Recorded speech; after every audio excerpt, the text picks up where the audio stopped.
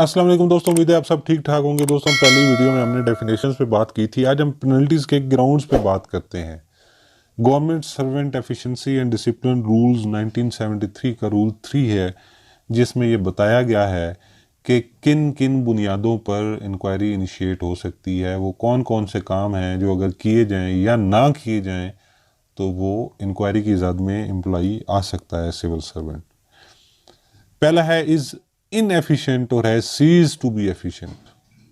अब इनएफिशिएंसी को जज करने के लिए सिविल सर्विस में और कोई मोड नहीं है सिवाय उसकी एसीआरस के या उसकी एएआरस के। पहले एसीआर होती थी, एनुअल कॉन्फिडेंशियल रिपोर्ट, अब वो एएआर है, एनुअल असेसमेंट रिपोर्ट।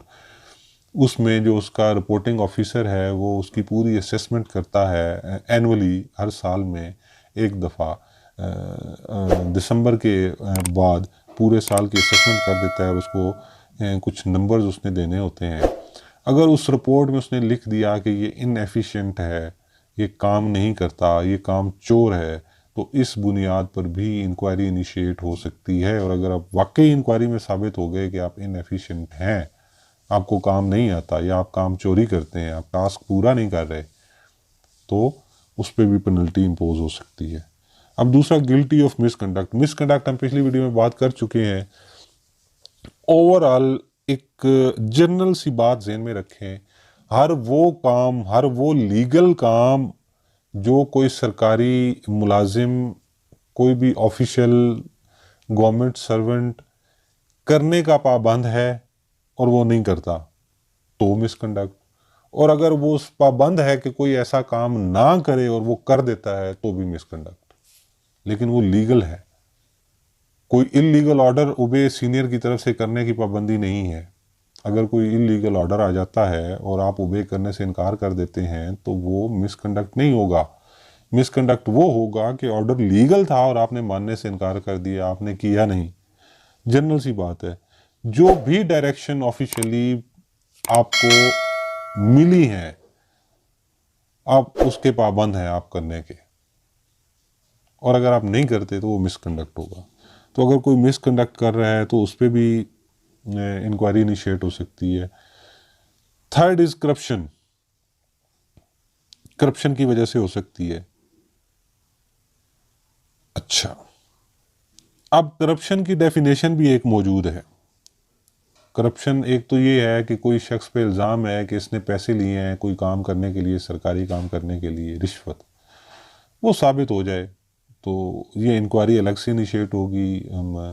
उसके बाद अगर सरकारी फेडरल डिपार्टमेंट है कोई, तो एफआईए को केस चला जाएगा, और अगर प्रोविंशियल डिपार्टमेंट है तो एंटी करप्शन डिपार्टमेंट उसको इंक्वायर करेगा, वो पर्चा उस पर अलग होगा, वो तादीबी कार्रवाई क्रिमिनल प्रोसीडिंग्स अलग से चलेंगी।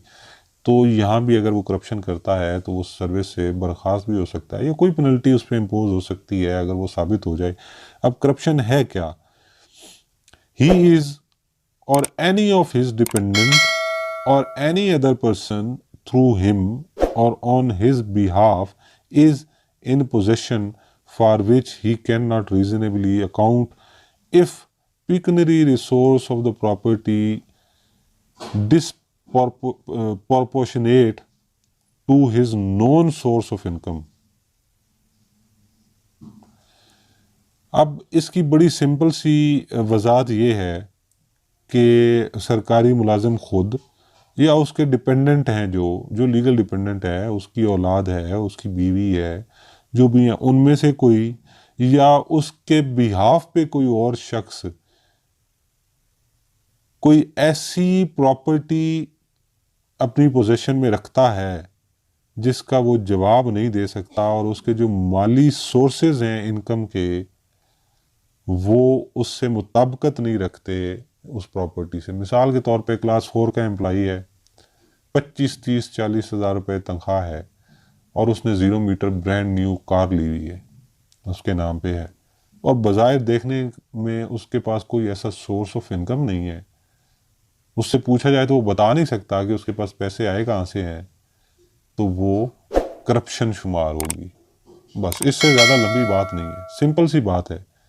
डिस्प्रोपोर्शनेट हो गया अगर आपका इनकम और आपके असासे, तो फिर बात ख़त्म हो गई। फिर आप ये प्रिज्यूम किया जाएगा कि you are corrupt, not you are, I am sorry, वो आदत बनी है बात करने की। जो भी शख्स जिसके खिलाफ ये इंक्वायरी हुई है तो वो कंसिडर होगा कि वो करप्ट है, क्योंकि उसके पास नॉन सोर्सेज ही नहीं है वो चीज़ खरीदने के। उसका लिविंग स्टैंडर्ड, अब नेक्स्ट आ गया, he has assumed A style of living beyond his ostensible means, जो ज़ाहिरी उसके ज़राए हैं आमदन के, उसका लिविंग स्टैंडर्ड उससे मैच नहीं करता।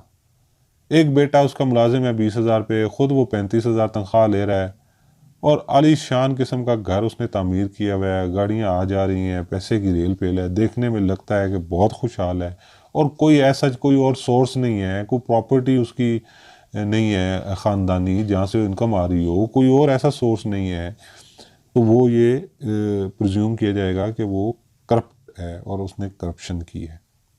थर्ड आ गया कि he has persistent reputation of being corrupt। अब persistent रेप्यूट अगर किसी बंदे की ऐसी है कि वो करप्ट है, मशहूर हो गया है कि हर बंदा कहता है यार ये राशि है, करप्ट बंदा है, तो उस पर भी इंक्वायरी इनिशिएट हो सकती है। इनिशिएट हो सकती है, मैं सजा की बात नहीं कर रहा। इनिशिएट होने के बाद फिर एक लेवल आता है जहाँ पे इंक्वायरी में कुछ चीज़ें प्रूव हो जाती हैं, बाकी प्रोसीजर उसके बाद अडॉप्ट होता है। इनिशिएट होने के बाद वो प्रूव होती हैं या नहीं होती, नहीं भी होती, एक्विट भी हो सकता है, लेकिन ये इतना काफ़ी है इनिशिएट करने के लिए। लेकिन ये इल्ज़ाम लगता है ना इनिशिएट जब इंक्वायरी होती है, प्रॉपर इंक्वायरी कमेटी बन जाती है, तो ज़रूरी नहीं है कि इंक्वायरी इनिशिएट हो गई तो वो गिल्टी ही है, वो अभी तक एक्यूज्ड है, मुलजिम है। जब प्रूव हो जाएगा, पेनल्टी इम्पोज हो जाएगी, तो फिर वो मुजरिम बनेगा।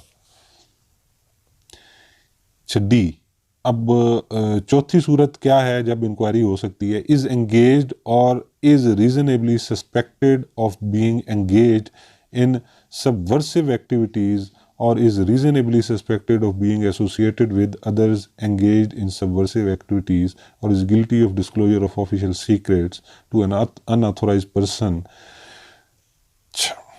अब कोई शख्स सबवर्सिव एक्टिविटीज, रियासत के खिलाफ किसी काम में मशगूल हो गया है, तो वो सरकारी मुलाजिम रहने का हक नहीं रखता है। उसके खिलाफ इंक्वायरी इनिशिएट होगी और साबित हो गया तो उसको जो भी पेनल्टी मुनासिब होगी वो इम्पोज कर दी जाएगी। अब सिर्फ ये नहीं है कि वो खुद किसी रियासत के खिलाफ किसी सरगर्मी में मुलविस होगा, दहशत गर्दों के हत्थे चढ़ गया है, किसी दुश्मन मुल्क के एजेंट बन गया है, कुछ ऐसा कर रहा है और सिविल सर्विस में है, तो इस पॉइंट पे भी इंक्वायरी इनिशिएट हो जाएगी। अब वो खुद नहीं भी है तो उसके तल्लुकात हैं, वो एंगेज है किसी उस बंदे के साथ जो सबवर्सिव एक्टिविटीज़ में मुलविस है, तो भी इंक्वायरी हो सकती है।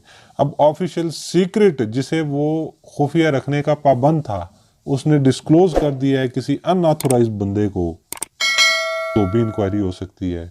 कोई ऐसा काम करता है जो नेशनल सिक्योरिटी के खिलाफ है, तो भी उसके खिलाफ कार्रवाई हो सकती है और अथॉरिटी उस पर पेनल्टीज इंपोज कर सकती है।